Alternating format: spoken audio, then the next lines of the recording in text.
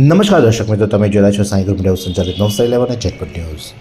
નવસારીના ring road ખાતે નવા આવાસ આવ્યા છે ને જેમાં 16 જેટલી બિલ્ડિંગોનો સમાવેશ કરવામાં આવ્યો છે ને જ્યાં છેલ્લા કેટલાય સમયથી પાણીની સમસ્યા વર્તાઈ રહી છે। લોકો દ્વારા રજૂઆતો કરવામાં આવી છે, બંબાઓ મોકલવામાં આવે છે અને બંબાઓ પણ પૂરતા નથી। એક બંબો આવે જેમાં 16 બિલ્ડિંગમાં રહેતા લોકોને પાણી આપવામાં એટલે એકના ભાગમાં 1 થી 2 ડોલ જેટલું પાણી આવે છે અને જેમાં તેઓ લોકોએ જીવન નિર્વાહ કરવું ખૂબ મુશ્કેલ બને છે। તેમને ટોયલેટ બાથરૂમ માટે પાણી મળતું નથી, ત્યારે નાહવા ધોવાની તો વાત જ ક્યાં રહી અને આ જ પાણીમાં એ લોકોએ પૂરું કરવાનું ખૂબ મુશ્કેલ થઈ રહ્યું છે અને છેલ્લા કેટલા સમયથી પાણીની સમસ્યાને લઈને તેઓ દ્વારા આજે તેમનો ઉભરો કાઢવા માટે વોટરવર્ક્સ કમિટી ખાતે પહોંચ્યા હતા અને ત્યાં વોટરવર્ક્સ પર પણ કોઈ મળ્યું ન હતું, જેના પરિણામે તેઓ નવસારી મહાનગરપાલિકા ખાતે પહોંચ્યા હતા અને ત્યાં તેમને પાણી પુરવઠા વિભાગમાં રજૂઆત કરી હતી અને ખાસ કરીને તેમનું જે વારંવાર આ રીતે પાણી તૂટવાની સમસ્યા સર્જાઈ રહી છે, વર્ષમાં 2 થી 3 વાર તે લોકો દ્વારા પાણીની સમસ્યાને લઈને ત્રાહિમામ પોકારી ઉઠ્યા છે, ત્યારે તેઓ આજે નવસારી મહાનગરપાલિકા ખાતે પહોંચ્યા હતા। ત્યારે શું કહે છે મહિલાઓ, આવો સાંભળીએ। અમે નગરપાલિકા નવસારી નવા આવાસ રિંગ રોડ પાસે રહીએ છીએ। અમને પાણીની બહુ સમસ્યા છે, અમને પાણી નથી મળતું। એક ટાંકો પાણી અમારા ત્યાં એક બંબો લાખીને જાય છે તો અમે વ્યવસ્થિત 3-4 ડોલ ભરીને અમે વ્યવસ્થિત 16 ઘરમાં પાણી વપરાશ થાય છે। અમારે નાવા ધોવાનું ઠેકાણું નથી થતું, અમારા ઘરમાં વાસણ સંડાસ પાણીના હારું બી અમને પાણી નથી મળતું। તો અમે જઈએ કઈ અમે હવે તમે બતાવો, જ્યારે બી તમે ખોદકામ કરો છો તો તમે પાઇપલાઇન અમારી દર વર્ષે મહિનામાં વર્ષમાં 2 વાર તમે લોકો તોડી નાખો છો, તો અમે લોકોને પાણીની સમસ્યા ક્યારે અમારી પૂરી કરશો?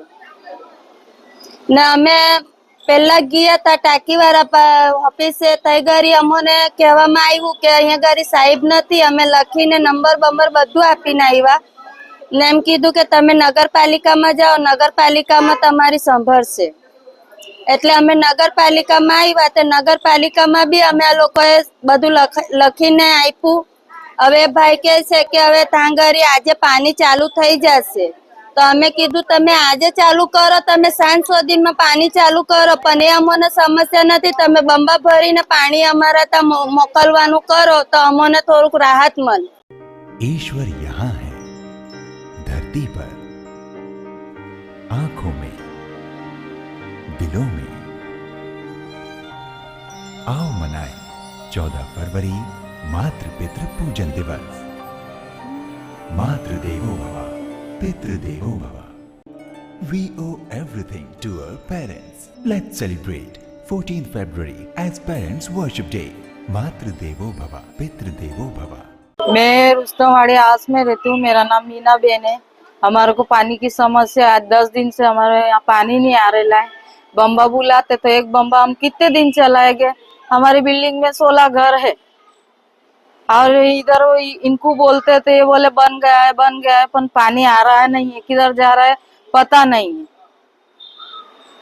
बोलो ना, अभी आप कैसे काम चलाते हो? अभी काम चला रहे, 2 बम्बे आए हैं 10 दिन में, उसमें थोड़ा थोड़ा करके चला है। नहीं नहाने का ठिकाना है, नहीं हमारा कपड़े धोने का ठिकाना है, तभी भी हम चला रहे। दूसरी कोई वो सगवड़ तो है नहीं हमारे पास कि इधर से भरो कि उधर से भरो। हमारे ऊपर घर है, हमारे को नीचे से लेके जाने में कितनी दिक्कत होती है, कितनी तकलीफ होती है।